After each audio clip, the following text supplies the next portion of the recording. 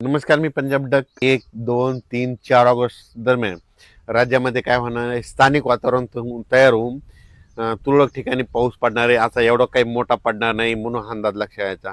मग सांगायचं झालं तर ते पाऊस कसा पडणार आहे आणि कोणत्या भागात पडणार आहे, तर सोलापूर जिल्हा, धाराशिव जिल्हा, लातूर जिल्हा, बीड जिल्हा, परभणी जिल्हा, नांदेड जिल्हा, जालना जिल्हा, बुलढाणा जिल्हा, अकोला,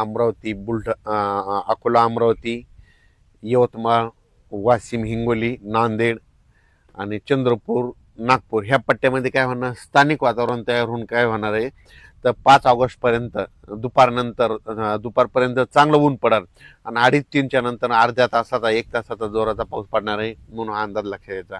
त्याच्यानंतर खास करून सोलापूर जिल्हा, लातूर जिल्हा, धाराशिव जिल्हा, नांदेड जिल्हा, इकडं सांगली, जत आणि कर्नाटक आणि तेलंगणा त्या शेतकऱ्याला सांगू इच्छितो की तुमच्याकडं मात्र 7-8-9 दरम्यान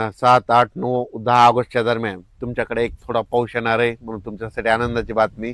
पण आता याच्यानंतरचं जे पाऊस येणार आहे ते ते काय होणार आहे, आता इकडं उत्तर महाराष्ट्र, पूर्व विदर्भाकडे आता आता दुसरा टप्पा काय होणार आहे, दक्षिण महाराष्ट्राकडे येणार आहे. म्हणजे सांगायचं झालं तर आता तेलंगणा, कर्नाटक आणि दक्षिण महाराष्ट्राकडे पाऊस आता 15 ऑगस्ट नंतरचा ते पाऊस मात्र तिकडे येणार आहे म्हणून हा अंदाज त्या शेतकऱ्यांनी लक्षात घ्यायचा. सध्या 15 ऑगस्टपर्यंत राज्यामध्ये असाच विखुरलेला स्वरूपाचा कोकण घाटमटी तर तिथं पाऊस रिमझिम सुरूच राहील. पण राज्यात काय होईल, दिवसामध्ये वारं सुटेल आणि थोडा तुरळक अशा सरी चालू राहतील. पण खूप मोठा असा अतिवृष्टी, मुसळधार, अतिमुसळधार आता तसा काही आता सध्या तरी राज्यात पाऊस नाही. फक्त अर्ध्या तासाचा, 10 मिनिटाचा, 20 मिनिटाचा तसंच पाऊस पडणार आहे म्हणून हा अंदाज लक्षात यायचा. पण राज्यात मात्र आजपासून चांगलं वातावरण कोरडं होणार आहे, सूर्यदर्शन चांगलं होणार आहे म्हणून हा अंदाज सर्व शेतकऱ्यांना लक्षात यायचा. विशेष म्हणजे सोलापूर जिल्हा, लातूर जिल्हा, बीड जिल्हा, धाराशिव जिल्हा आणि इकडं नांदेड जिल्हा आणि सांगली, सातारा, बारामती, पंढरपूर त्या परिसरामध्ये पाऊस कमी झालेला आहे. त्या शेतकऱ्याला सांगू इच्छितो, डाळिंब शेतकरी असतील तर तुम्ही काही घाबरू नका. कारण की तुमच्याकडं मात्र आता 15 ऑगस्टच्या नंतर सप्टेंबर ऑक्टोबरमध्ये मात्र तुमच्याकडं खूप पाऊस पडणार आहे.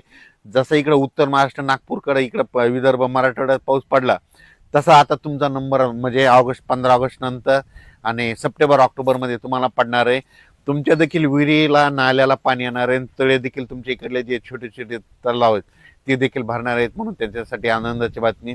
आणि लातूरचं जे मांजरा धरण आहे तर त्याच्यात देखील पाणी येणार आहे म्हणून त्यांच्यासाठी आनंदाची बातमी. पण त्यांना पाणी येण्यासाठी तुम्हाला सांगतो 15 ऑगस्टच्या नंतर तिकडल्या याच्यात थोडं पाणी येईल.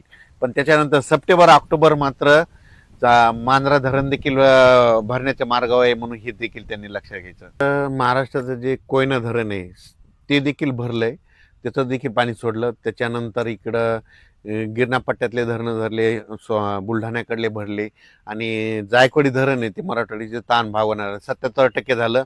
ती जवळपास त्याची पण आवक चालूच आहे. तर ते आज मात्र उद्या त्याला मात्र 80% होणार आहे.